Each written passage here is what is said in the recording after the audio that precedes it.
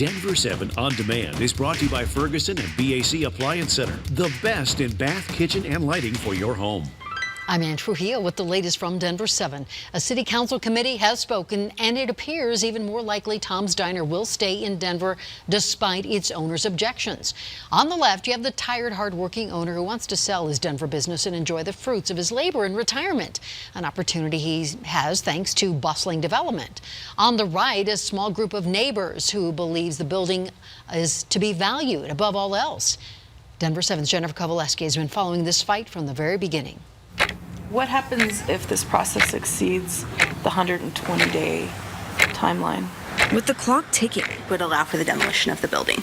The applicant on one side, We think that there are very creative ways to use this building. the owner of Tom's Diner on the other. It's ran its course. I'm looking to do something different.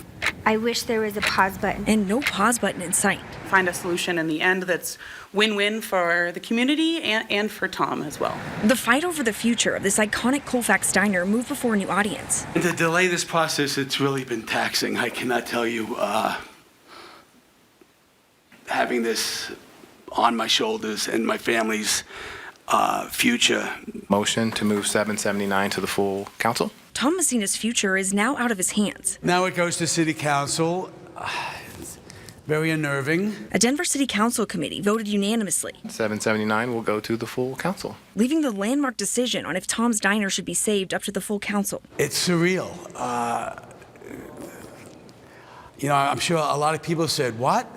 when they heard this story, and I'm still saying what. Tom is a guy with everything on the line. This is a big wow. His retirement, his future, his right to sell. Do what I feel is rightfully mine, that I've worked this long for. For the Denver residents fighting to save the diner and have it granted historic status. This building is historic. We think it's really, really valuable. Demolition is forever, It's not decided yet. and they say there's still time for a compromise. We would prefer that this doesn't go all the way to City Council. We would really like to have a solution where a developer has a creative solution for this building. I am leaving regardless. Tom's Diner is done. And Tom says his time running this diner is up.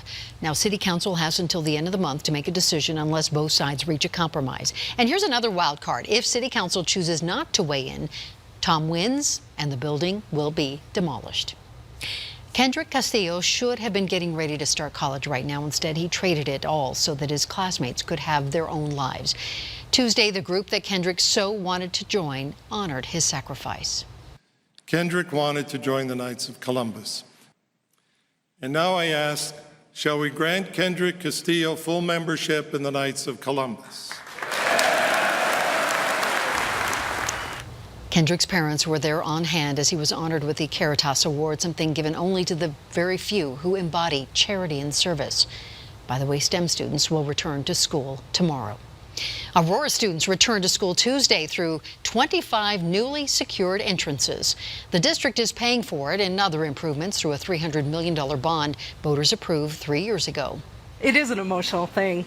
It's a physical change so that you make sure people are safe, but it translates to the kids and the teachers that they know that that's in place, and it allows them to get down to the business of teaching and learning.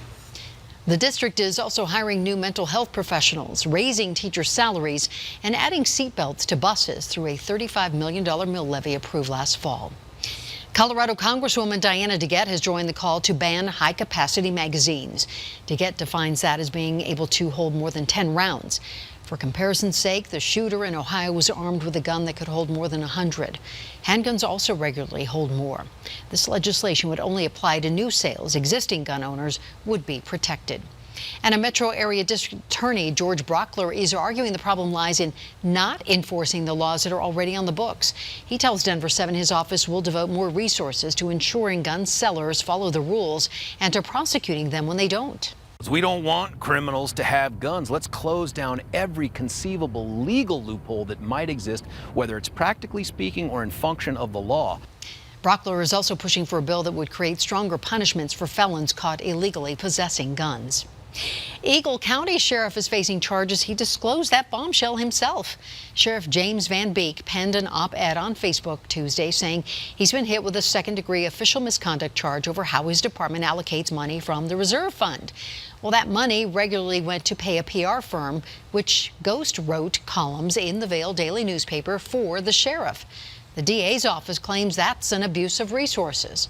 The sheriff says there's nothing illegal about it. Colorado Parks and Wildlife is now offering $500 to anyone who can help them catch a poacher. When a Morrison woman called us Monday, she was heartbroken and she was furious over finding a dying doe in her neighborhood. That doe had been shot twice by arrows. Now, deer hunting season doesn't even begin until the end of the month, and leaving a deer to suffer when you could have put it down is against every rule, legally and morally. Riding scooters on the sidewalk is a privilege, not a right, and Denver has had about enough of people taking advantage of it. The city proposed outlawing scooters on sidewalks altogether on Tuesday.